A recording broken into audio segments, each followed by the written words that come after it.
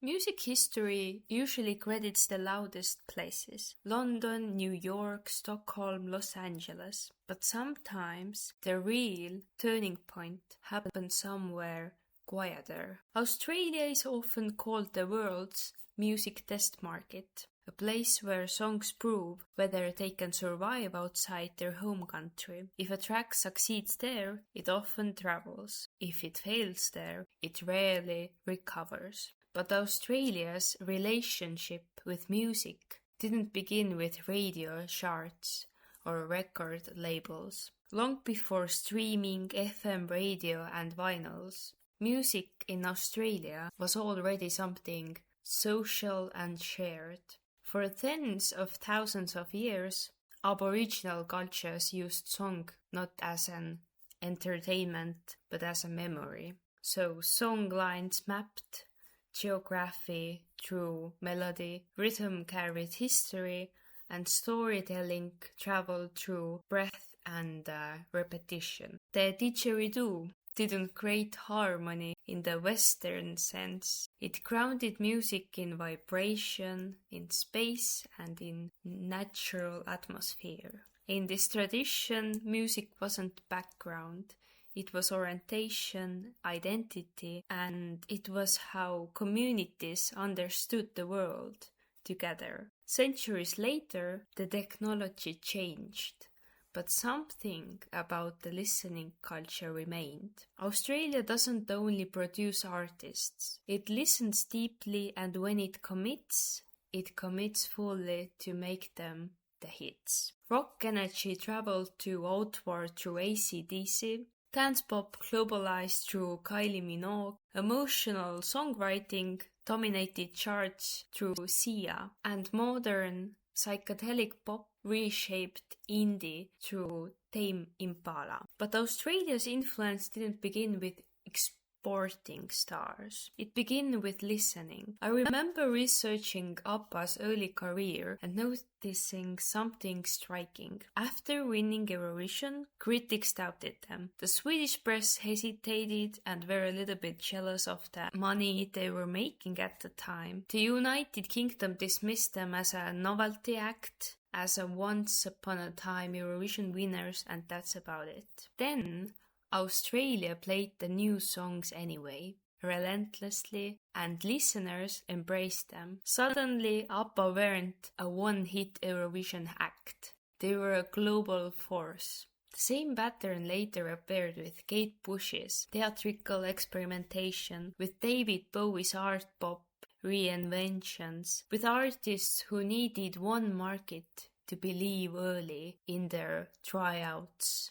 So the question becomes, what would global music history look like without Australia?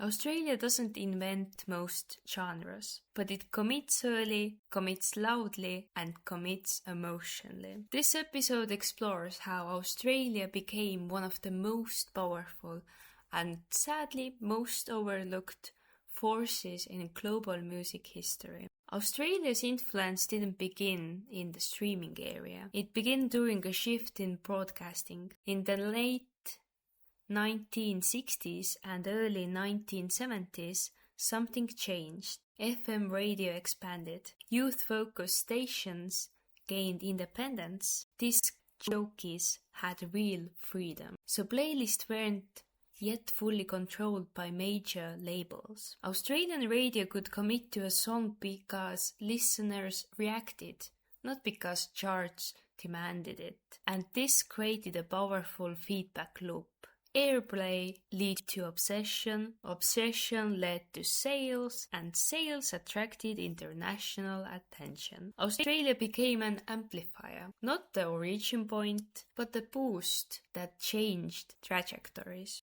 And once the industry noticed that pattern, it became strategic. Between 1974 and 1977, Australian radio and television embraced international artists with unusual intensity. Tours triggered hysteria, airports filled with screaming fans, television specials dominated ratings, newspapers ran daily coverage. The country leaned into glam, theatrical reinvention, risk. Artists who felt uncertain elsewhere found certainty there and a little bit of homely feeling. David Bowie's more experimental phases weren't treated as commercial risks. They were treated as cultural events. Appa's polished pop wasn't dismissed, it was celebrated. Australian audiences weren't waiting for permission from London or New York. They were deciding for themselves. These weren't isolated moments. They were proof of a pattern. Then came the countdown. From 1974 to 1987, this weekly national television show reshaped how music moved. Countdown targeted young audiences directly. It mixed local and international artists, created shared national moments, and if you were big on Countdown, records sold, radio followed, and tours were booked. It was national-scale hype, without total industry control. Artists didn't just appear, they became events, and for international labels, Australia became a powerful indicator. If Countdown reacted, the world might soon react too. Australia's distance from Europe and United States looked like a disadvantage, but it was not. Tours weren't quick promotional stops. Artists had to stay there longer. They did multiple shows, radio sessions, television appearances, and special interviews. They built relationships with audiences. Depth replaced speed. Instead of short chart spikes, artists built real fan bases there, and those fan bases generated something far more powerful than hype: momentum. In the 1990s and early 2000s, this listening culture became formalized through Triple G. Triple G did something crucial. It supported unknown artists. It championed indie, alternative, and experimental sounds. Its presenters advocated. They didn't just play songs, they explained them. If a track broke on Triple G, labels worldwide paid attention. Australia became a taste testing ground, a place where emotional engagement preceded algorithmic data, and often predicted it. Culturally, Australia sits between worlds. It absorbs American pop and hip-hop, understands United Kingdom indie and electronic movements, and connects to Asia-Pacific influences. This cultural positioning creates early adopters. If a track works in Australia, it often works in Europe, in the United States, globally. That is why labels quietly monitor Australian charts, not for a size, but for a signal. The pattern repeats. Dancing Queen by Appa strengthened its dominance as Australia amplified it. Life on Mars by David Bowie found devoted art pop audiences. Somebody That I Used to Know by Coty became unavoidable nationally before United States radio fully committed to it. The Less I Know the Better by Tame Impala built the slow-burning festival presence before global streaming numbers exploded. Royals by Lorde resonated with Australian listeners before minimalism became mainstream radio's new language. Australia often becomes the first place where a song feels inevitable, and